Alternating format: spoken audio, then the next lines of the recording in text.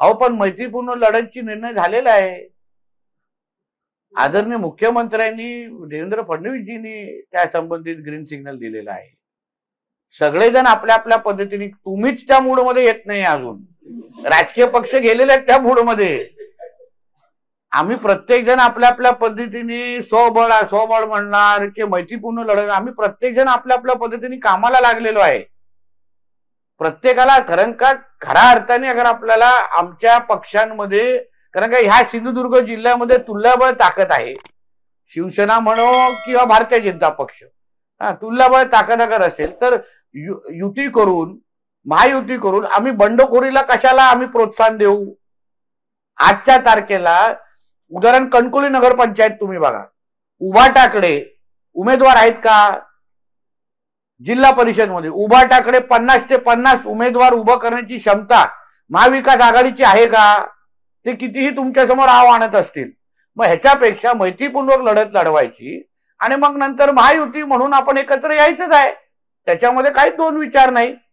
आणि प्रत्येक जण कामाला लागलेला. आता तुम्ही काल सावंतवाडीमध्ये बघितलं, बाकी अन्य तालुका, प्रत्येक जण आपल्या आपल्या पद्धतीने कामाला लागलेला आहे. तुम्ही फक्त मूडमध्ये या. तुमच्या मनामध्ये जे आहे ते आता तुम्ही सगळं मूडमध्ये या. आणि मला हेही एका शिवसेनेच्या नेत्यांनी सांगितलं, वरिष्ठ नेता आहेत ठाण्याचे, की रत्नागिरीमध्ये जेव्हा एकनाथ शिंदे साहेब आलेले तेव्हा आमच्या स्थानिक इकडच्या शिवसेना नेत्यांनी पण स्वबळाचंच त्यांना सांगितलेलं आहे. मग अगर शिवसेनेला स्वबळावर लढायचं आहे, भारतीय जनता पक्ष स्वबळ आणि मैत्रीपूर्णची लढाई ती तयारी आहे, मग मला असं वाटतं वेळ न घालवता प्रत्येक आपल्या आपल्या माणूस कामाला लागला. आज पण आमचा वेंगुर्ला आणि सावंतवाडी दौरा आहे. आमच्याकडे प्रत्येकाकडे 50-50 सक्षम उमेदवार आहेत, रेडी आहेत.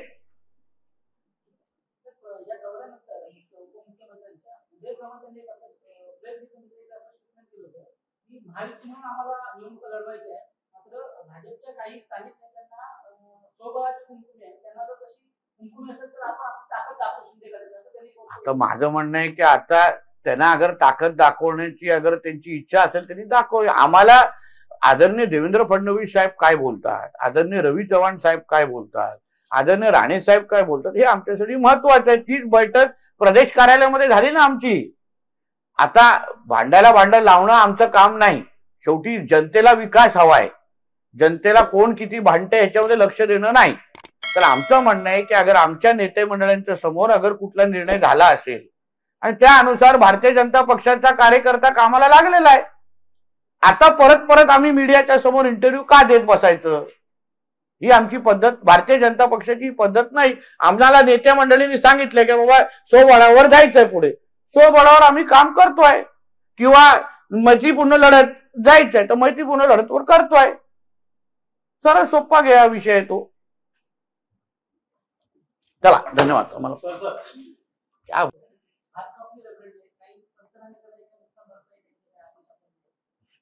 पंचनामे सुरू आहेत. पंचनाम्याच्या माध्यमातून सगळी माहिती गोळा करणं काम सुरू आहे. नुकसानीचा एकंदरीत आढावा घेतल्यानंतर त्यावेळी ह्यांना, आपल्या शेतकऱ्यांना आणि लोकांना मदत दिली जाईल. आता विमाची रक्कम जवळपास किती, 90 कोटी ना, पूर्ण 90 कोटी 43,000 शेतकऱ्यांना वाटप झालेली आहे. दिवाळीपूर्वी पूर्ण झाला. त्याचा आम्ही दिवाळीपूर्वी मी ऑनलाईन होतो, कलेक्टर मॅडम आणि आम्ही सगळे जणांनी तो जो काही ती जी प्रक्रिया सुरू झाली ती पूर्ण 90 कोटी वाटून झालेले आहे. मोठी अमाऊंट आली. 43,000 शेतकरी, फार मोठा विषय झाला. सगळ्यांची दिवाळी खऱ्या अर्थाने गोड झाली. 43,000